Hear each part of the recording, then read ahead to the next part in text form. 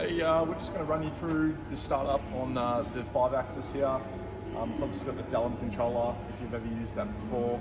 So I'll just run you quickly through the startup and then a bit of the use of the actual controller itself.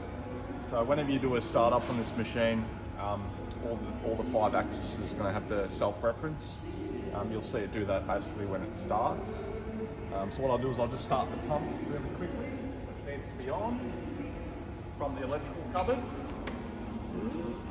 So whenever you break the rear curtain, that pump will turn off and you have to restart it by the electrical cupboard. You can't miss it. So as you can see at the moment, we've got our Y and X axis, they're both empty. So all we need to do is start this program in manual. You can see it's just going to run through, the back gauge is going back, and then it'll do the R axis as well. Once that's all referenced, you'll have values in there, and you're basically ready to use the machine. So it only takes probably about 10 seconds, and we're done. Now once you've obviously done the first reference, the beam is at the top position. You do need to cycle at one time to get it to your opening heights. The reason why I say that is because if you leave it all the way up and were to restart it, when it goes to self-reference, it's actually going to top out on the cylinders, and that can make your life very difficult next time you restart it. Alright, so everything's in position at the moment. These back gauge fingers can be slid from the front and the rear, which are really, really useful. So the controller itself, what I'll run through, we're on manual control at the moment. Now there's a lot going on the screen, but I'll try and keep it as simple as I can.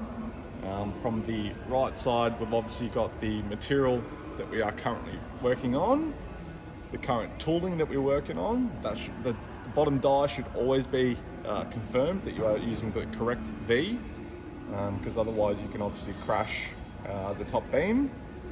We've got here back gauge length, which is our X-axis, retract, which is basically if you're folding something that's going to pick up the back gauge fingers, it can retract a certain distance. R-axis, which is our up and down for our back gauge, and our deflection, which is our center crowning. Okay, so that's the right hand side. On the left hand side, we've got our bending length, our product position, which is basically 1350 is the center position, just means you're folding from the center out. If I was to put this onto 0, it would mean I'm folding on the left hand side. If I was to put it at max, which is 3200, it won't do it because it knows my sheet's longer, but it means I'm working on the right hand side. Okay. Alright, so we've got the angle that we're folding. Correction A1 and A2. Now, it's always left to right, so A1 is the left-hand side of the machine, or what we call Y1. A2 is what we call Y2, which is the right-hand side of the machine. So if you were to fold something that had some twist in it from left to right, you can adjust left and right individually up to a certain point. So working our way down. Now, this is the current position for the Y axis, so that's basically the depth it's going to fold to, and that's calculated automatically based on the angle that you program in. So for example, if I was to do a 45-degree fold, that little icon indicates that that particular box has been updated, and you basically need to select it to confirm the new settings. Okay, just like that. Mute, once again, this is a pre-programmed value. You don't normally have to play around with this. This is just the height where it's going to transition into slow. It's not using your guards. Parallel isn't really relevant, but if you're using different Y1 and Y2 corrections, it's basically going to put the beam out of parallel. That's what that value is. The opening height is obviously how far the top tool will return up. It does go slightly higher than that, but I normally leave it at 100 mil because that gives you plenty of room. And once again, working our way down, forced, dwell time, decompression speed, all of this is preset. You don't have to play around with that, okay? So if I'm doing just simple single folds, I would be doing all of this via the manual screen.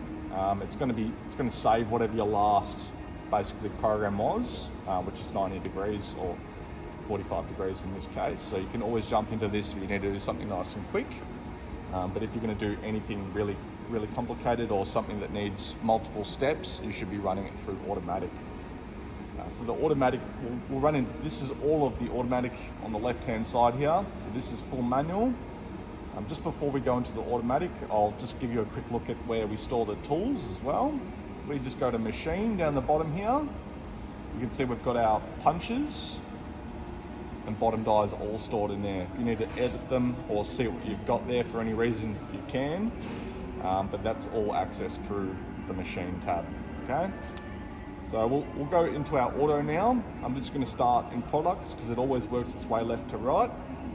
Now you can see in here at the moment, we've got 2 programs saved in there. What you can do is you can reload them just by selecting them like that, okay? You can edit, delete, you can make folders, you can organize this however you want, it doesn't matter. So for example, I'll just start a new program really quick. Now when you do restart this controller, you need to unlock it with an operator password, which we've got up the top here. So that's what that is. You can just unlock it by hitting the little lock icon there, put in your little code, that'll unlock everything, and you can now edit and delete programs. So all I'm going to do is a new product. I can call it whatever I want, it doesn't really matter, I'm just going to put some random letters in there. The description doesn't matter either, but you can put whatever you like in there. The 2 critical things are the thickness that you're working on, the material that you're working on, and the bending length. Okay, so I'm just going to leave those on what we've got here. And now we're on the profile that we're trying to create. Now you can squeeze to zoom in and zoom out, but you can basically just touch your points just like that, okay, to add in your lengths and angles. If you want to modify those, you can, just by either basically just tapping the number, that'll give you the length. So for example, if I was doing 100 mil, that angle, we'll say 90. Oh. And what we might do is we'll delete that length. And let's just say that's what we wanted to do. So we've got 2 distinct folds, 3 distinct edges.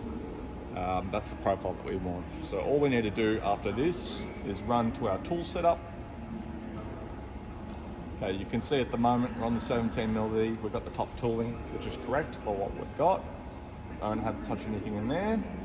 You can then go to bend sequence. Now, all we have to do in here is, if I was to modify a program, or just as a general rule of thumb, when you first go into bend sequence, what you want to do is go bend sequence, new. And what that's going to do is it's actually going to calculate the bend steps automatically for you.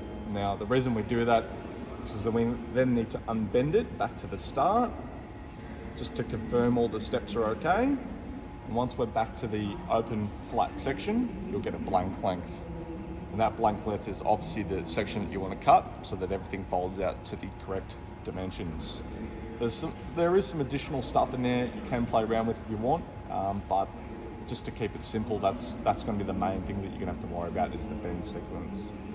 So once that's done, we can then step across to our program. If you want to confirm any settings in here, you can. If you're happy to go, you can go straight across to auto. There's only one more thing you should be checking when you're in this screen is the corrections down the bottom right here. Now the reason for that is if you have a 90-degree fold stored in here, and it knows the previous time you've done it, you had to do a -5-degree correction. You can basically load that correction straight up from here just by going all from stored. It'll load up all those corrections to your bends and you're basically good to go without having to do a whole lot of setup. So the main tab, you can operate on any one of these tabs while you're doing your fold. Obviously there is the graphical section there. So what I'll do is I'm just going to start the program by hitting the green button there. It's going to position each axis. So macro is the current position of each axis. You can see that there's a blue, which indicates they're in position. So I'll go back to graphical. All that's going to happen now is it's going to cycle through its steps. It'll come down and fast, transition to a mute where it's not using guards, and then return back up to a predetermined height. And you can see there, we're on the 2nd step now. I'm going to cycle that through again.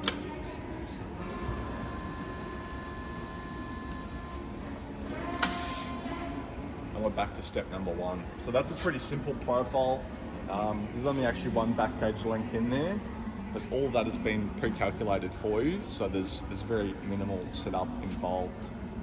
If for whatever reason your profile doesn't come out how you want it, you can adjust the bending corrections in there if you want.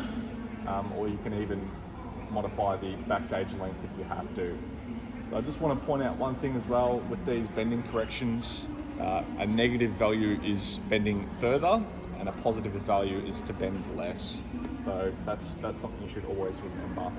If I was to put -5 degrees in there, like so, which you probably won't need, what it's going to do now, it's going to fold to 90 degrees with an extra 5 degrees to get the bend right on the material, and we're all happy there. But once I've done that the first time, well, now see, this is what I was talking about before.